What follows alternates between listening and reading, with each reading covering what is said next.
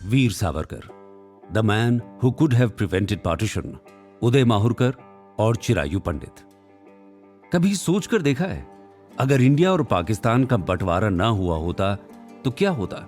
इतना तो पक्का है कि हमारे पास बेस्ट क्रिकेट टीम होती और हमारा कोक स्टूडियो दुनिया भर में फेमस होता। लेकिन अफसोस ऐसा हुआ नहीं, और अब हम पाकिस्तानी कोक स्टूडियो सुनते हैं और वो हमारी बॉलीवुड की फिल्में देखते हैं। लेकिन सीरियसली सोचकर देखिए, क्यों हुआ भारत पाक का बंटवारा? क्या देश भर के किसी नेता ने इसका विरोध नहीं किया? अगर आपके मन में भी ऐसे सवाल हैं तो ये बाइट आपके लिए ही है, क्योंकि एक इंसान थे जिसे हमारी हिस्ट्री की किताबों से दूर रखा गया है, जो शायद भारत पाक के बंटवारे को रोक सकते थे। वो उसी इंसान से मिलवाने जा रहे हैं, उदय माहुरकर और चिरायु पंडित की लिखी किताब वीर सावरकर के जरिए। स्कूल में एक सब्जेक्ट होता था हिस्ट्री का, आपको याद होगा, शायद आपका भी ये फेवरेट सब्जेक्ट हो। उसमें एक अलग सेक्शन था मॉडर्न हिस्ट्री का, जिसमें मेनली हमें ईस्ट इंडिया कंपनी के भारत आने से लेकर भारत के आजाद होने की पूरी कहानी पढ़ाई जाती थी। लेकिन अक्सर हमारी किताब हमें देश के स्वतंत्रता आंदोलन के बारे में बस ऊपर ऊपर से बताती थी।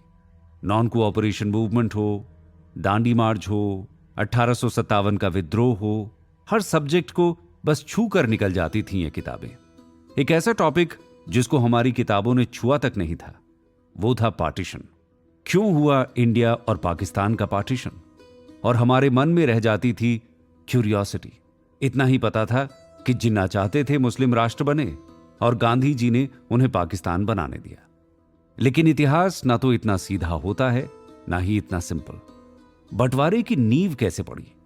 क्या अकेले जिन्ना ही थे जो पाकिस्तान बनाना चाहते थे? क्या हमारे फ्रीडम फाइटर्स इस फैसले से खुश थे? और अगर नहीं तो उन्होंने बंटवारा रोकने के लिए कोई स्टेप क्यों नहीं उठाया? पिछले कुछ सालों में हमारे सामने इतिहास के कुछ ऐसे पहलू उभर कर आए हैं जिन्होंने इतिहास को देखने का हमारा नजरिया बदल दिया है। एक नाम जिसका जिक्र शायद ही हमने अपनी किताब में पढ़ा हो, वो है वीर सावरकर। मुसलमान नेताओं से उलट सावरकर के हिंदुत्व की नींव धर्म नहीं बल्कि देश प्रेम था। उनका मानना था कि हिंदू कोई धर्म नहीं है जो हिंदुस्तान में आकर बस गया हो, बल्कि यह हिंदुस्तान की मिट्टी से पैदा हुआ जीवन जीने का एक तरीका है। हिंदी, हिंदू, हिंदुस्तान, ये सारे वर्ड्स सिंध यानी इंडस नदी से बने हैं और ये इस नदी जितने ही पुराने हैं। वैदिक काल में यहां रह रहे लोग खुद को सिंधु के नाम से जानते थे। जब संस्कृत में प्राकृत भाषा बनी तो स को ह लिखा पढ़ा जाने लगा। यहीं से सप्ताह हो गया हफ्ता, आगे चलकर हफ्ता, और सिंधु हो गया हिंदू। इस भाषा में बदलाव के सबूत भी मौजूद हैं। हिंदुस्तान में हमेशा से सभ्यताएं रही हैं और ये उतनी ही पुरानी है जितना कि हिमालय पर्वत। हिंदुस्तान कोई ऐसा देश नहीं है जिसको बाहर वालों ने आकर बसाया हो। यहां कट पेस्ट वाला सिस्टम नहीं रहा जैसा अमेरिका या ऑस्ट्रेलिया में हुआ।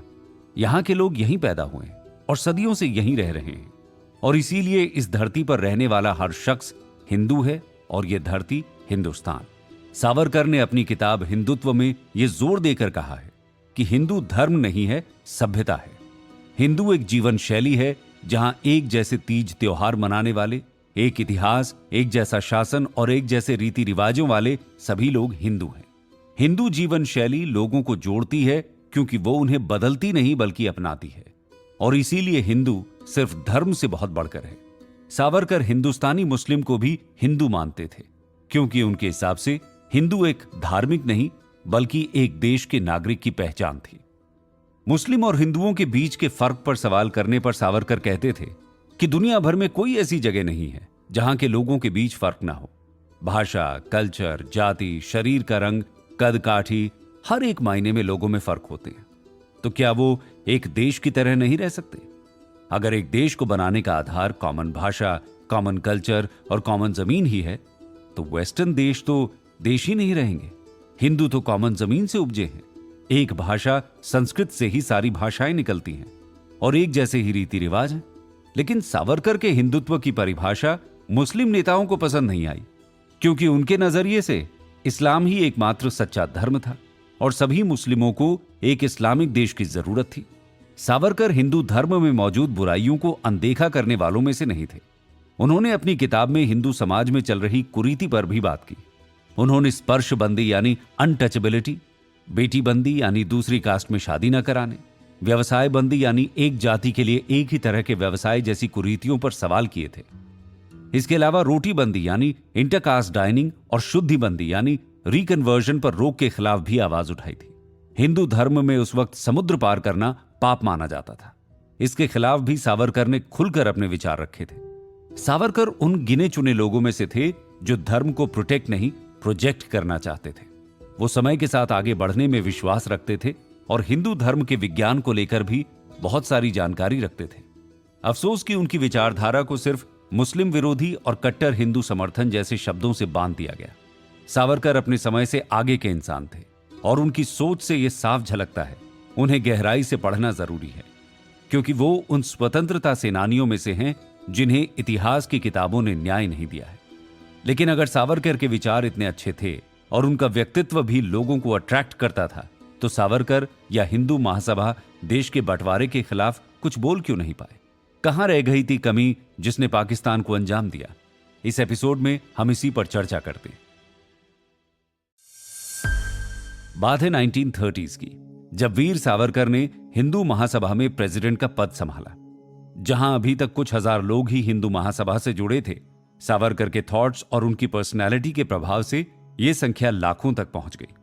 1937 में अहमदाबाद में सावरकर ने एक भाषण दिया था, जिसको आज भी एंटी आरएसएस लोग सावरकर के खिलाफ इस्तेमाल करते हैं। कुछ शब्दों को, कुछ बातों को बिना उनके असल कॉन्टेक्स्ट के ऐसे पेश किया जाता है मानो सावरकर ही पाकिस्तान बनाने की जिद पकड़कर बैठे हों। खैर, इस तरह की बातों के पीछे कितनी सच्चाई है यह हम आपको बताते हैं। उनका कहना है, किसी बीमारी को समय से पकड़कर उसका इलाज करना ही समझदारी है।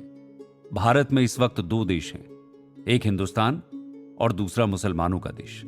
दूसरे देशों से अगर हम सीख लें, एक देश में किसी को भी खास दर्जा देना बेवकूफी है। चाहे धर्म के नाम पर हो, जाति के नाम पर, चाहे रंग रूप के नाम पर, किसी को कोई स्पेशल ट्रीटमेंट नहीं दिया जाना चाहिए। हिंदुस्तान में रहने वाले हर हिंदू के समान अधिकार होने चाहिए। हमें किसी को कोई घूस देकर इस देश में रोकने की जरूरत नहीं है। स्पेशल ट्रीटमेंट से देशभक्ति नहीं खरीदी जा सकती। इस टॉक में ध्यान देने वाली बात यह है कि सावरकर चाहते थे कि एक देश में रहने वाला हर इंसान देशभक्त हो और यह वफादारी खरीदी नहीं जानी चाहिए। उस वक्त कांग्रेस मुसलमानों को अलग से अधिकार दे रही थी ताकि वो देश को आजाद कराने में साथ दे। सावरकर इसको गलत मानते थे और चाहते थे कि हर देशवासी बिना किसी फायदे के पहले देश के बारे में सोचे, और जो ऐसा नहीं कर सकता वो इस देश का हिस्सा ना बने, क्योंकि ऐसे लोग ही आगे चलकर जानलेवा बीमारियों की तरह साबित होते हैं। सावरकर नहीं चाहते थे कि पाकिस्तान बने, लेकिन वो ये भी नहीं चाहते थे कि मुसलमानों को स्पेशल स्टेटस देकर पाकिस्तान बनाने से रोका जाए। 1937 से 43 के बीच सावरकर हिंदू महासभा के प्रेसिडेंट रहे, जिस दौरान उन्होंने देश के कई शहरों में घूम घूम कर अपने हिंदुत्व का प्रचार प्रसार किया। उन्होंने हिंदुओं के पॉलिटिकल राइट्स की बजाय उनके कल्चरल राइट्स के लिए आवाज उठाई। सिंध से लेकर असम तक, कश्मीर से लेकर ट्रैवनकोर तक उन्होंने सभाएं बैठाई, लोगों से मिले और अपनी विचारधारा को लोगों तक पहुंचाया।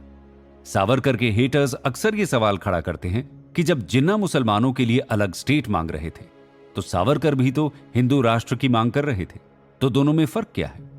फर्क यह था कि सावरकर के हिंदू राष्ट्र में सब बराबर थे, सबको बराबर के अधिकार दिए जाने थे, जबकि जिन्ना के पाकिस्तान में मुसलमानों को खास दर्जा और अलग अधिकार दिए जाने थे। सावरकर ने कभी यह मांग नहीं की कि हिंदुओं को अलग देश दिया जाए जहां उनके धार्मिक अधिकारों को प्रोटेक्ट किया जाए। 14 अगस्त 1947 की आधी रात को आसमान में एक चांद और एक सितारे वाला झंडा फहराया गया। पाकिस्तान मोहम्मद अली जिन्ना के नेतृत्व में बना दुनिया के सबसे बड़े इस्लामी देशों में से एक पाकिस्तान।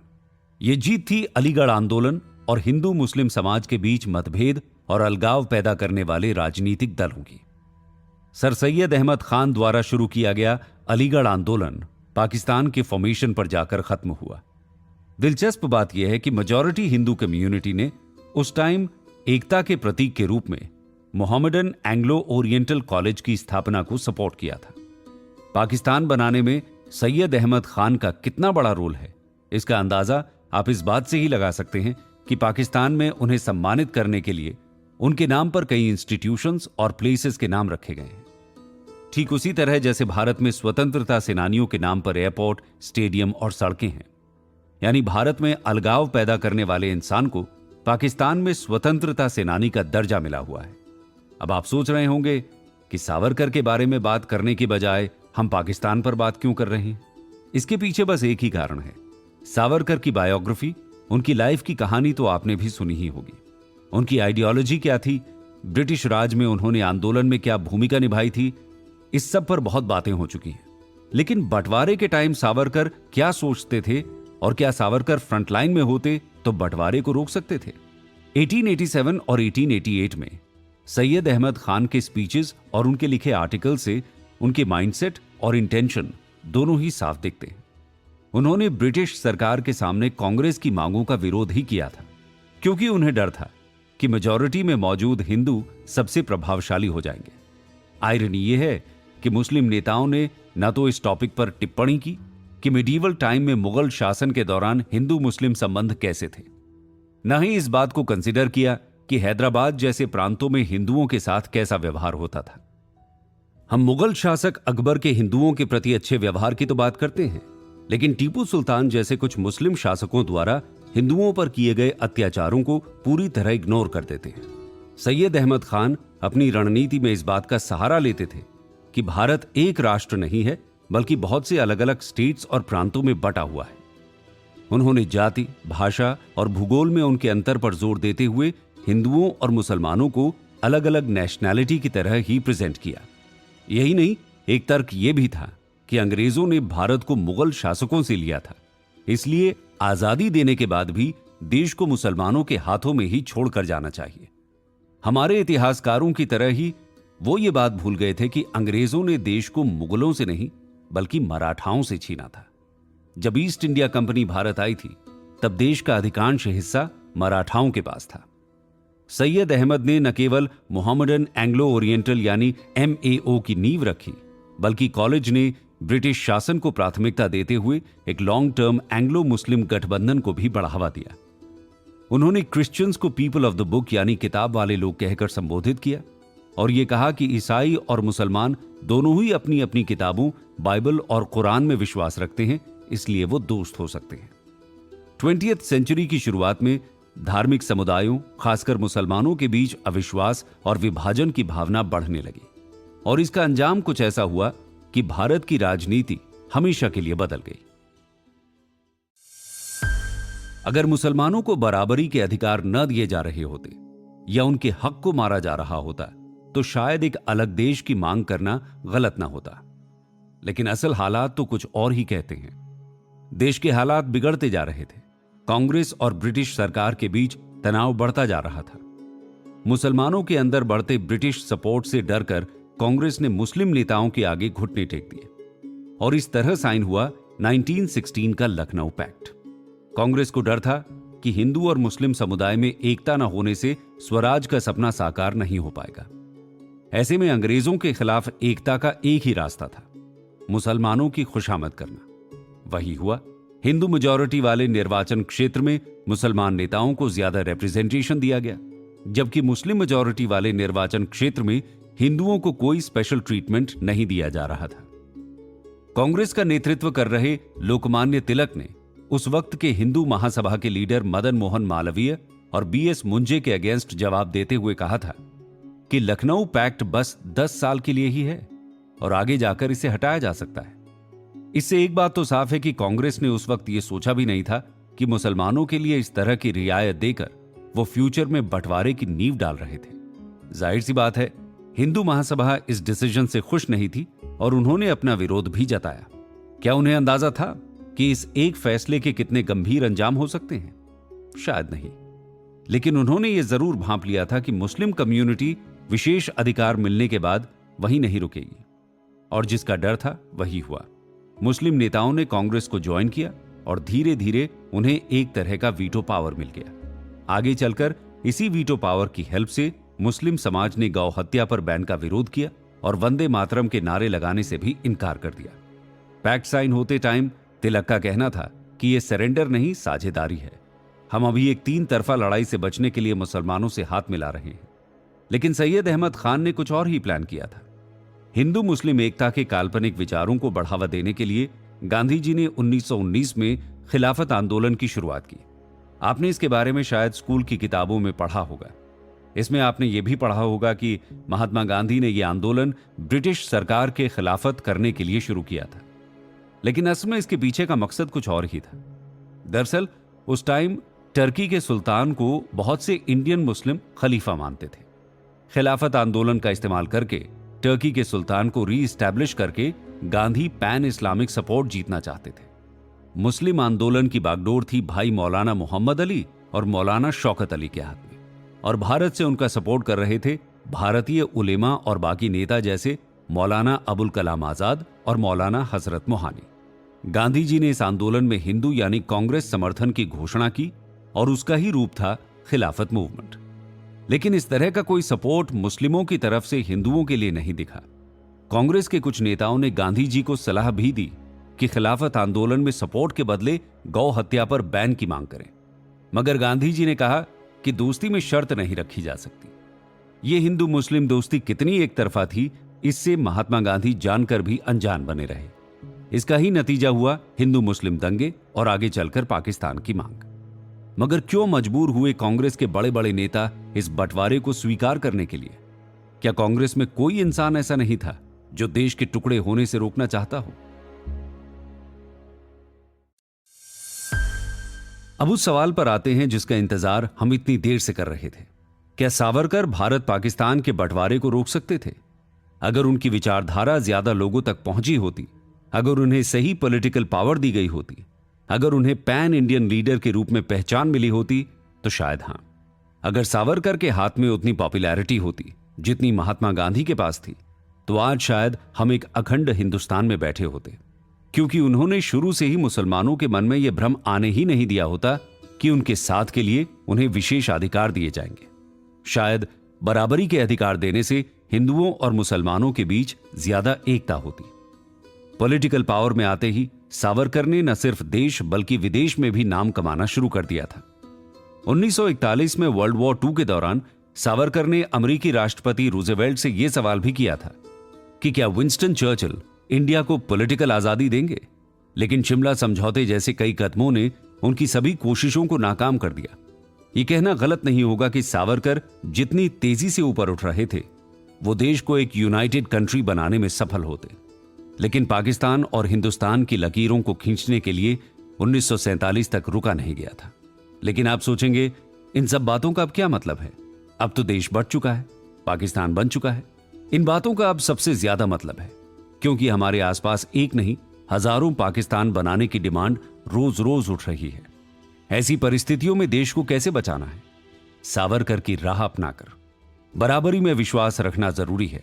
किसी को स्पेशल स्टेटस देकर उनकी देशभक्ति नहीं खरीदी जा सकती। इस अप्रोच के साथ ही हम भारत को पूरी दुनिया में पहले नंबर पर ला सकते हैं। पाकिस्तान इसलिए नहीं बना क्योंकि जिन्ना चाहते थे या ब्रिटिश सरकार चाहती थी। पाकिस्तान इसलिए बना क्योंकि कांग्रेस ने शुरुआत से ही मुस्लिम सपोर्ट के लिए उन्हें स्पेशल ट्रीटमेंट दिया। और भी बहुत से देश हैं जिन पर अंग्रेजों का राज था, जिन्हें जाते जाते अंग्रेज बांट कर गए थे, लेकिन पाकिस्तान को रिकॉग्नाइज किया गया, एक देश के रूप में मान्यता दी गई, क्योंकि कांग्रेस भी यही चाहती थी। सावरकर चाहते थे कि देश में सिर्फ देशभक्त रहें, वो किसी भी धर्म से जुड़े हों, लेकिन सब हिंदुस्तान के बेटी बेटियां हों और सब देश के लिए वफादार हों। अगर शुरुआत से सावरकर की विचारधारा को देश में फैलाया गया होता, तो धार्मिक विभाजन यानी अंग्रेजों का डिवाइड एंड रूल कभी काम करता ही नहीं।